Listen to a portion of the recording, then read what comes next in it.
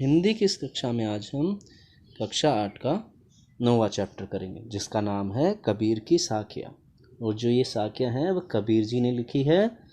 कबीर जी इन साखियों के ज़रिए हमें जीवन के नैतिक मूल्यों के बारे में ज्ञान दे रहे हैं।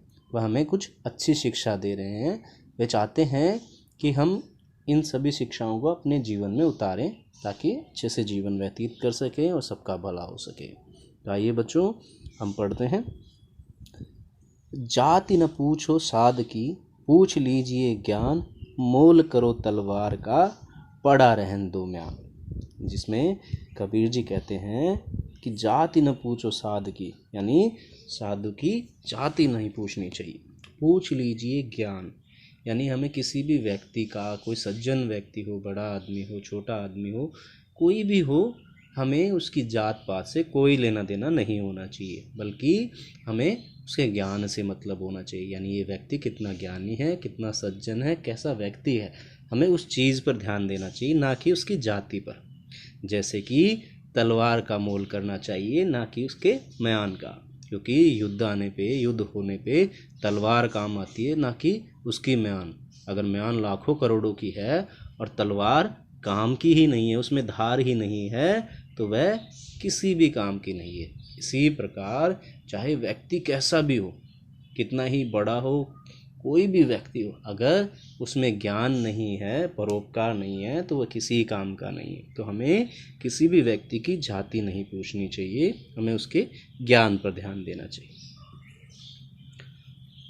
आवत गारी एक है, उल्टत होई अनेक, कह कबीर नहीं उलटिए, वही एक की एक। यानी इसमें कबीर जी कह रहे हैं कि आवत गारी एक है। गारी का मतलब गाली, अभद्र भाषा। अगर अभद्र भाषा एक बार आती है तो वह एक ही होती है, लेकिन अगर उलट के हम उसका जवाब देते हैं तो वो दो हो जाती है। फिर वो सामने वाला हमें कुछ कहता है, फिर हम उसे कुछ कहते हैं, तो ऐसे ये गालियाँ अनेक होती जाती है और हमारा झगड़ा बढ़ता जाता है। इस प्रकार अगर हम उस चीज़ को चुप हो जाते हैं, सामने वाले ने कुछ कहा, हम अपना गुस्सा शांत कर लेते हैं, हम उसे कुछ नहीं कहते, तो वह गाली एक की एक ही रह जाती है, जिससे कि ना तो झगड़ा बढ़ता है और ना ही ये अभद्र भाषा हमें सुनने को मिलती है। तो हमें क्या करना चाहिए? अपने गुस्से पे काबू रखना चाहिए और शांत रहना चाहिए। मालो तो कर्म में फिरे, जीभी फिरे मुख माही, मनुहा तो दसु दिसे फिरे, यह तो सुमिरन नाही। यानी कबीर जी कहते हैं कि आजकल लोग ढोंग ज़्यादा करते हैं। यानी हाथ में तो माला फेरते हैं, कर का मतलब होता है हाथ, हाथ में तो माला फेरते हैं, जीभ पे भगवान का नाम भी लेते हैं, लेकिन मन उनका कहीं और ही चल रहा होता है। उनके मन में छल कपट वगैरह ये सब चीज़ें चलती रहती है। कोई भी सच्चे मन से सुमिरन नहीं करता। तो हमें भगवान का सुमिरन, यानी भगवान को सच्चे मन से याद करना चाहिए, सच्चे दिल से याद करना चाहिए। ऐसे नहीं कि हम माला फेर रहे हैं भगवान के नाम की, मन में कुछ और चल रहा है, मुंह में कुछ और है, वो सब व्यर्थ है, वो किसी के काम का नहीं।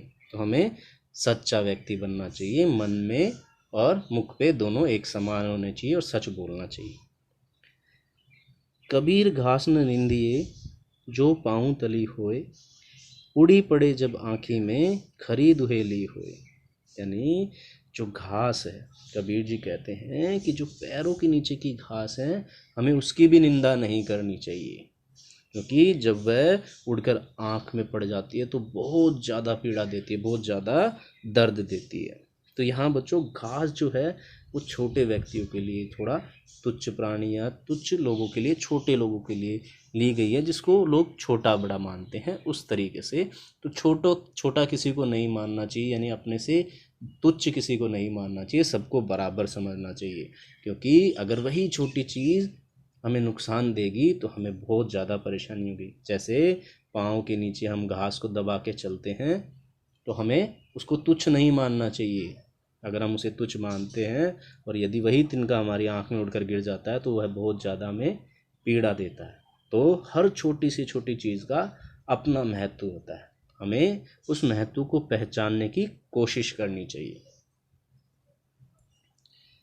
जग में बैरी कोई नहीं जो मन शीतल होए, या आपा को डारी दे दया करे सब कोई।